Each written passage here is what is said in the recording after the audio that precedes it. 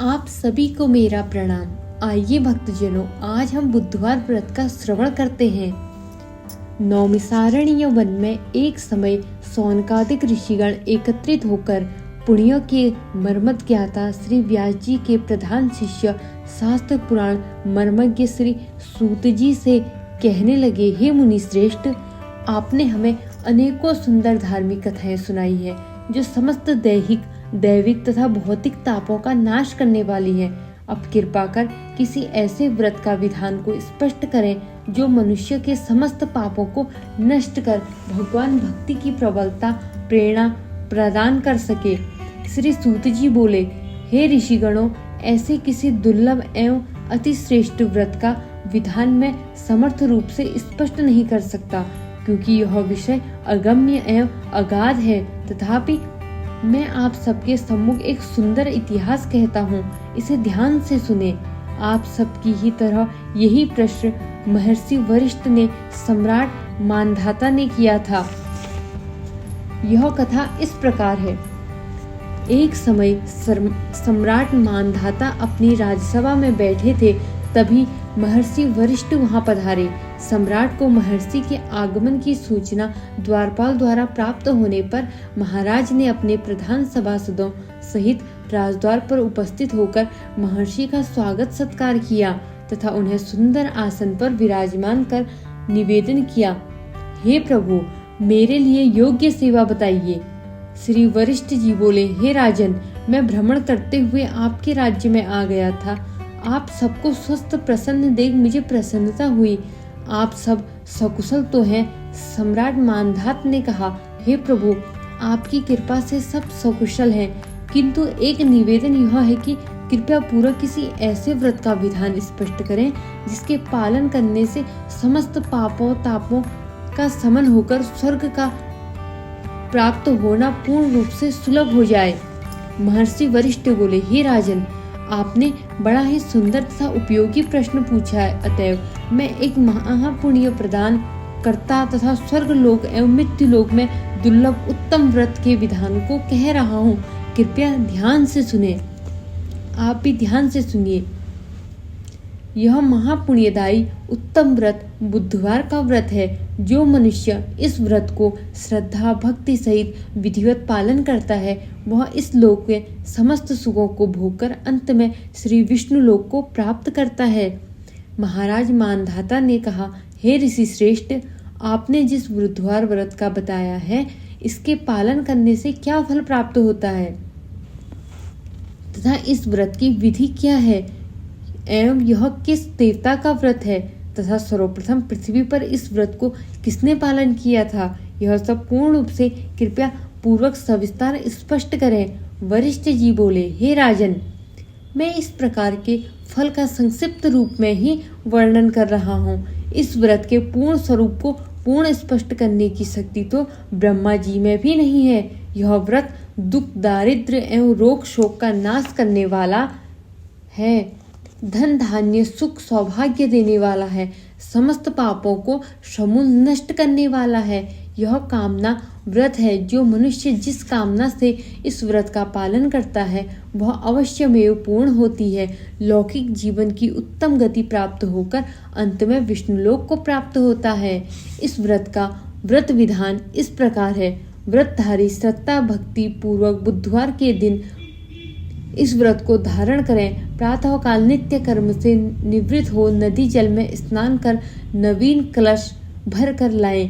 किसी पवित्र स्थान पूजागृह में कमल का आकार निर्मित कर उसके मध्य भाग में जल कलश को स्थापित करें। श्वेत चावलों से इसका पूजन करें। बुद्ध देव की स्वर्ण प्रतिमा कांस्य पात्र में स्थापित कर इस कलश के ऊपर रख दी जाए। प्रतिमा को तो श्वेत नवीन वस्त्र धारण कराकर गंध पुष्पादि से पूजन कर यज्ञोपवीत अर्पित करें। अशोक वृक्ष की छाल की बाती बनाकर दीपक जलाया जाए। गुड़ दही भात एवं खीर का नैवेद्य भोग अर्पित करें। इन्हीं पदार्थों का ब्राह्मणों को भोजन कराएं। इसके बाद प्रदक्षिणा कर बुधवार का व्रत कथा श्रवण कर बुद्ध देव की प्रार्थना करें। इस प्रकार 7 बुधवार तक इस व्रत का पालन करने से बुद्ध ग्रह जनित समस्त दोष एवं कष्ट निवारित होते हैं। पूर्ण सुख, सौभाग्य, दीर्घायु तथा बुद्धि बल प्राप्त होता है। 27 बुधवार तक व्रत का पालन करने से पूर्व जन्मकृत पापों का नाश होकर स्वर्ग प्राप्त होता है। सर्वप्रथम भूलोक पर जिस व्रतकर्ता ने इस व्रत का पालन किया था, अब मैं उसकी कथा कहता हूँ। प्राचीन काल में मिथिलापुर में एक राजा राज्य करता था। उसके शत्रुओं ने परस्पर मंत्राणा करके उसके राज्य पर चढ़ाई कर दी। तब बड़ा ही भयानक युद्ध हुआ। इस युद्ध में महाराजा निमि ने वीरगति प्राप्त की तथा उनके शत्रुओं ने विजयी होकर उनके राज्य को अपने अधीन कर लिया। महाराजा निमि की रानी का नाम उर्मिला था। उनके एक पुत्री तथा एक पुत्र था। महाराजा के युद्ध में वीरगति पाने के समाचार को सुनकर रानी उर्मिला बहुत दुखी हुई। उसने विचार किया कि महाराज के विजयी शत्रु मुझे पकड़ लेंगे तथा राजकुमार एवं राजकुमारी के प्राण ले लेंगे। इस स्थिति में यथाशीघ्र राजमहल को त्याग देना चाहिए। ऐसा विचार कर रानी अपने पुत्र तथा अपनी पुत्री को लेकर राजमहल के गुप्त द्वार से बाहर निकलकर जंगल में पहुंच गई। राजा के शत्रु उसे पकड़ नहीं पाए। रानी अपने बाल्यावस्था के पुत्र एवं पुत्री को साथ लेकर अन्न, वस्त्र एवं आश्रय की चिंता करती हुई वन में भटकने लगी। स्वयं को अस्वस्थ कर भगवान कृपा से उसे जो भी कंद मूल फल मिल जाते उन्हीं का आहार लेकर येन केन वह अपने पुत्र तथा पुत्री का पालन पोषण करने लगी। जंगल में भी विश्राम योग्य स्थान प्राप्त होता, वहीं शयन कर प्रातःकाल आगे के लिए प्रस्थान कर देती। इस प्रकार अन्न, वस्त्र तथा आश्रय की चिंता करते हुए रानी उज्जैनी राज्य में पहुंची। यहाँ एक ब्राह्मण के यहाँ कूटने पीसने की जीविका पर नियुक्त होकर रानी अपने पुत्र तथा पुत्री का पालन पोषण करने लगी। एक दिन रानी ने तीव्र सुधा से पीड़ित अपने पुत्र तथा पुत्री को 7 गेहूं के दाने उठाकर दे दिए। इस घटना के बाद कुछ समय बाद रानी का देहांत हो गया। ब्राह्मण रानी के दोनों पुत्र पुत्री का अपनी संतानवत स्नेह पूर्वक पालन पोषण करने लगा। ब्राह्मण ने राजकुमार के शारीरिक लक्षणों तथा हस्तरेखा को देखकर अनुमान पूर्वक निश्चय किया कि यह राजपुत्र है तथा एक दिन अवश्य ही यह सम्राट पद से विभूषित होगा, किंतु इस समय यह दुर्भाग्य चक्र से दुखी है। ब्राह्मण ने विचार कर राजपुत्र को बुधवार व्रत का विधान बताया। तब राजकुमार श्रद्धा भक्ति सहित बुधवार व्रत का पालन करने लगा।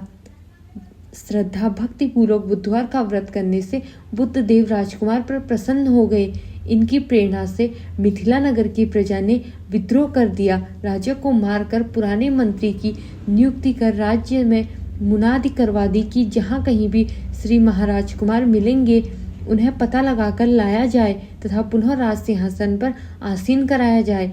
मंत्री ने राजपुत्र तथा राजपुत्री की तलाश में अनेकों दूतों को भेजा। दूतगण विचरण करते हुए अनंत उज्जैनी नगर आ पहुँचे तथा वहाँ राजकुमार एवं राजकुमारी को प्राप्त कर बड़े प्रसन्न हुए। उन्हें सादर साथ लेकर वे पुनः मिथिला नगरी लौट आए। मिथिला नगरी के प्रजाजन एवं मंत्री अपने महाराज को अपने बीच पाकर बड़े प्रसन्न हुए। राज्य भर में समारोह मनाया गया तथा समारोह पूर्वक उन्हें राज सिंहासन पर बैठाया गया।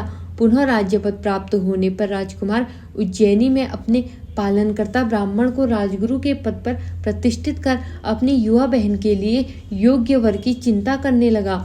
राजकुमार ने अपनी बहन राजकुमारी श्यामला का विवाह धर्मराज के साथ धूमधाम से कर दिया तथा भरपूर दान दहेज दिया। राजकुमारी श्यामला को पति रूप में पाकर अति प्रसन्न हुई। वह पतिपरायण, हर प्रकार से धर्म की सेवा किया करती थी तथा प्रसन्न रखती थी। धर्मराज भी आदर्श पत्नी के रूप में श्यामला को प्राप्त कर बहुत प्रसन्न थे तथा संतुष्ट थे। उन्होंने समस्त गृह कार्य श्यामला को सौंप रखे थे। धर्मराज के गृह निवास में 7 प्रकोष्ठ थे। ये 7 प्रकोष्ठ कीलों से जड़कर मजबूती से बंद थे। धर्मराज ने राजकुमारी श्यामला को आदेश दे रखा था कि वह इन प्रकोष्ठों को कभी न खोले। श्यामला अपने गृह कार्य में ही व्यस्त रहती थी। वह कभी इन कोठों को देखती ही नहीं थी। इस प्रकार श्यामलला को बहुत समय बीत गया तथा 7 कोठों सदैव बंद ही रहे। एक दिन धर्मराज कुछ आवश्यक कार्यवश घर से बाहर गए। राजकुमारी श्यामलला ने विचार किया कि पतिदेव ने मुझे समस्त कार्यों को करने की पूर्ण स्वतंत्रता दे दी है, किंतु न जाने क्या रहस्य है कि इन 7 प्रकोष्ठों को खोलने से रोक रखा है। कौतूहल वश तथा जिज्ञासा के वशीभूत होकर राजकुमारी श्यामलला ने अनंत धर्मराज की अनुपस्थिति में एक प्रकोष्ठ की कीलें निकालकर उसे खोल कर देखा। इस कोठे में राजकुमारी श्यामलला ने अपनी माता को धर्मराज के दूतों द्वारा गर्म तेल से भरे खौलते कढ़ाई में पटकते जाते हुए देखा। इस भयानक दृश्य को देखकर राजकुमारी बहुत दुखी हुई। उसके मन में भय तथा आतंक व्याप गया। राजकुमारी ने दूसरे कोठे की कील निकालकर उसे खोलकर देखा तो उस कोठे पर अपनी माता को कोल्हू में पीलते हुए देखा। वह अत्यधिक दुखी हुई। इसी प्रकार जब श्यामलला ने तीसरे प्रकोष्ठ को खोलकर देखा तो उसमें अपनी माता को बड़े बड़े हथियारों द्वारा पटके जाते हुए देखकर वह और भी दुखी हुई। राजकुमारी ने जब चौथे कोठे को खोलकर देखा तो उसमें माता को भयंकर कुत्तों द्वारा काट काट कर खाते हुए देखा। पांचवें प्रकोष्ठ को खोलकर देखने पर उसने देखा कि माता को कंठ से पकड़कर निर्दयता पूर्वक गीले वस्त्र की तरह निचोड़ा जा रहा है। छठवें प्रकोष्ठ को खोलकर देखा तो पाया कि उसकी माता काष्ठ के समान छिल छिल कर काटी जा रही है। अंत में जब श्यामलला ने 7वें प्रकोष्ठ को खोलकर देखा तो पाया कि उसकी माता पर बड़े बड़े शिलाखंड फेंके जा रहे हैं। इन समस्त दुखदायी दृश्यों को देखकर श्यामलला ने दुख की सीमा नहीं रही। वह अपनी माता पर होने वाले इन भयानक अत्याचारों के दृश्य को देखकर अत्यंत दुखी हुई। धर्मराज जब लौटकर घर आए तो उन्हें श्यामलला की ऐसी दशा देखकर शंका हुई। उन्होंने श्यामलला से प्रश्न किया, तुमने ये प्रकोष्ठ खोलकर तो नहीं देखे? मैंने इन प्रकोष्ठों को खोलकर देखने से तुम्हें रोक रखा था।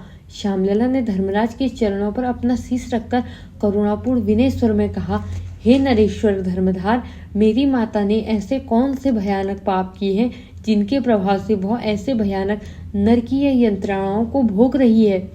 धर्मराज ने गंभीर होकर कहा, श्यामलला, तुम्हारी माता ने तुम्हारे तथा तुम्हारे भाई के मोह में वशीभूत होकर उचित अनुचित का भेद भूलकर ब्राह्मण के 7 गेहूं के दाने ले लिए थे।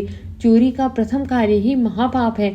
शास्त्रों का कथन है कि ब्राह्मण के अन्न की चोरी करने के साथ कुल पीड़ा दग्ध होते हुए, अतएव इसी पाप के कारण तुम्हारी माता 7 कुल तक पीड़ा दग्ध हो रही है। श्यामलला ने विनय पूर्वक हाथ जोड़कर धर्मराज से निवेदन किया, हे नाथ, आप कृपा कर कोई ऐसा साधन बताइए जिनसे मेरी माता इस कष्ट से मुक्त हो जाए तथा उनका उद्धार हो। अपनी माता के इन कष्टों को सहन करना मेरे लिए असहाय है। धर्मराज ने प्रेम पूर्वक कोमल स्वर में श्यामलला से कहा, हे देवी, तुम पूर्व जन्म में ब्राह्मणी थी तथा उस जन्म में बुधवार व्रत का पालन करती थी। इस जन्म में भी तुमने ब्राह्मण के उपदेश से बुधवार का व्रत किया है।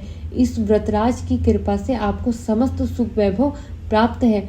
अब यदि सच्चे हृदय से तुम सत्य प्रतिज्ञा पूर्वक अपने इस जन्म के बुधवार व्रत पुण्य को मेरे सम्मुख संकल्प पूर्वक अपनी माता को दान कर दो तो तुम्हारी माता के समस्त कष्ट समाप्त हो जाएंगे। इस पुण्यदान से उन्हें उत्तम सुख प्राप्त होंगे। तब संतुष्ट होकर श्यामलला ने धर्मराज के कथानुसार ही किया। पुण्य फलों को प्राप्त होते ही श्यामलला की माता उर्मिला समस्त कष्टों तथा यंत्रणाओं से मुक्त होकर दिव्य शरीर कर धारण कर स्वर्ग को गमन कर गई। विष्णुलोक से विष्णुदूत आकर उसे सुंदर विमान पर लेकर गए। इस दृश्य को देखकर श्यामलला अतीव आनंदित हुई तथा प्रत्येक बुधवार का व्रत पुनः श्रद्धा भक्तिपूर्ण करने लगी। इस कथा को सुनकर महाराज मांधाता ने बड़ा ही सुख संतोष प्रकट किया तथा महर्षि वरिष्ठ का पूजन सत्कार कर उनकी अनेकों प्रकार से सेवा की। वे उसी समय बुधवार का व्रत पालन करने लगे।